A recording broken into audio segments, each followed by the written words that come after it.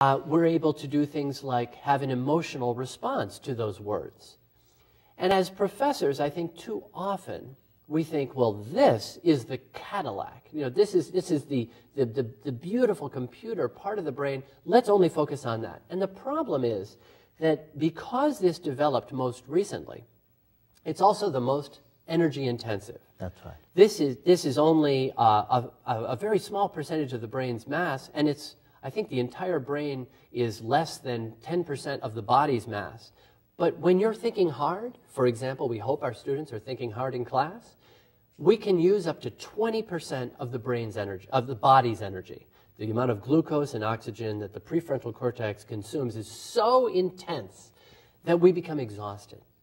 So what's the answer? The answer is stop only using this part of the brain and get to the whole brain. And that's what I'm trying to do in teaching, and that's what I'm trying to do in coaching. So visualization, for example, moves away from the purely linear, especially on the left hemisphere, the purely linear, rational, organized, sophisticated thinking brain, and gets to the emotional, the intuitive, the creative, the connected, the synthetic brain.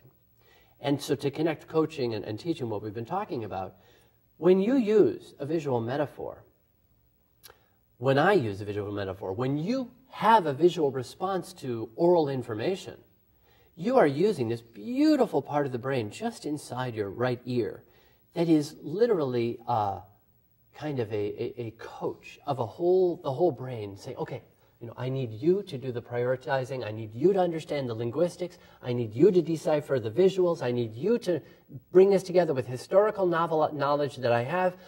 I'm going to create an image, a pyramid. And suddenly that pyramid, although it looks reductivist, it looks small compared to all this linguistic information, it's actually this beautiful, energy-efficient vessel which requires so much less energy to use and can store so much more information than words can. I see.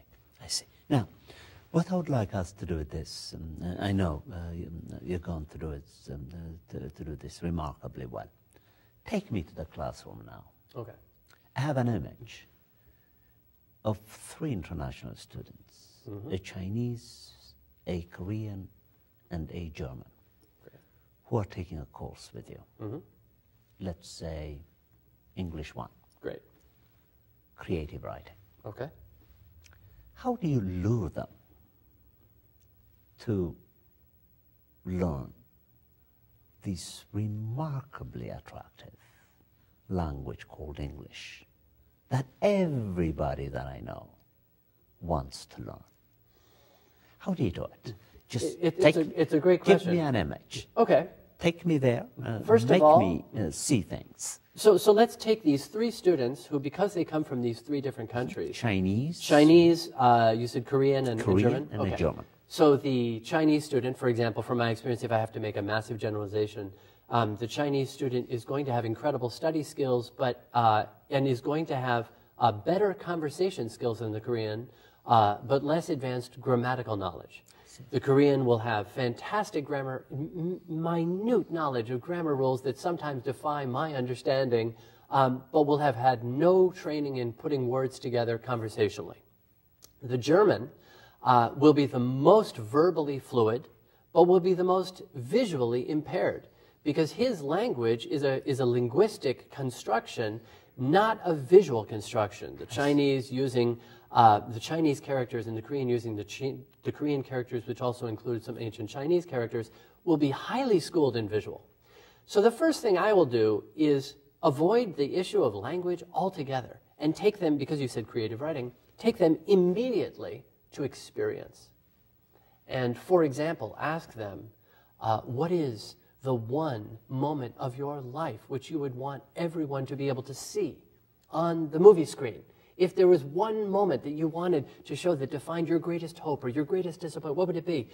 And I give them very little time, for example, 60 seconds, and they have to scribble something down.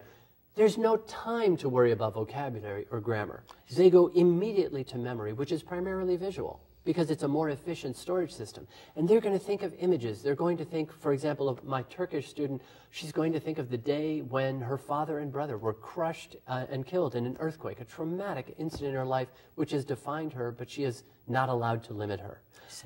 The Chinese, I'm thinking of a student that I had who grew up in a remote island and very severe weather. And he used to go to school in the morning with huskies, sort of these winter dogs pulling him to school, and they would be covered with snow when he came out of school.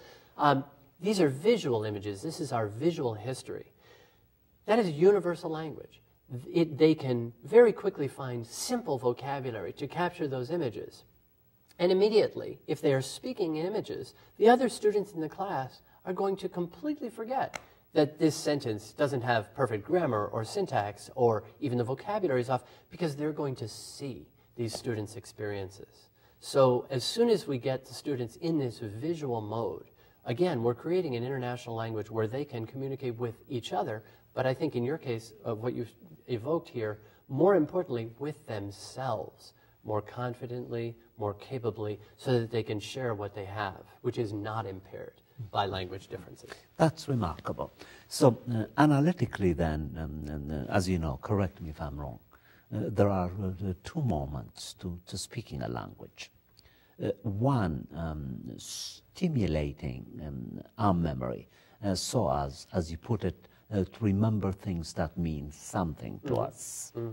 The second moment, which I think could be quite technical, but you may convince me otherwise, is the descriptive moment.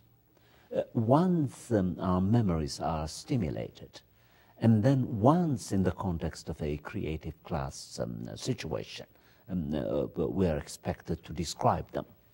We move now from the realm of remembering that which means something to us, to that now which we must describe.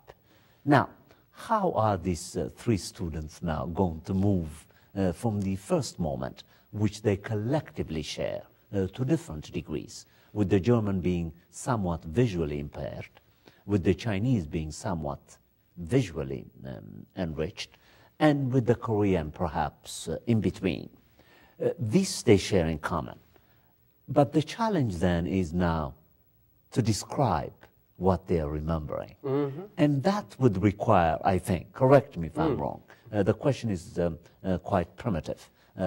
Some might say probably Eurocentric, because I'm trained in the analytic tradition. The second will have to withdraw from the source of describing an experience, which requires a mastery of writing. It does at the highest level. You're absolutely right. I will answer you with an image. When I was 6, my parents, we went to Paris to live for a year. My father had business there. And when I think of that moment of myself entering an international school with many French students, I always remember image first. I remember the joy of looking at the flowers in the Parc Monceau, which was very close to the École Active Bilingue. I remember these incredible blues and yellows and oranges, which it was such a different color arrangement than I'd ever seen in the United States. I remember the smells of walking by the bakery just outside the gates of the school with all these new smells of fresh baked baguette and morning pastries and the glistening ambers and bronzes of the sugar varnished pastries in the window. I remember entering and noticing that all of the French children had shorts, but they had shorts at a length that I'd never seen in the United States, which seemed to physically shorten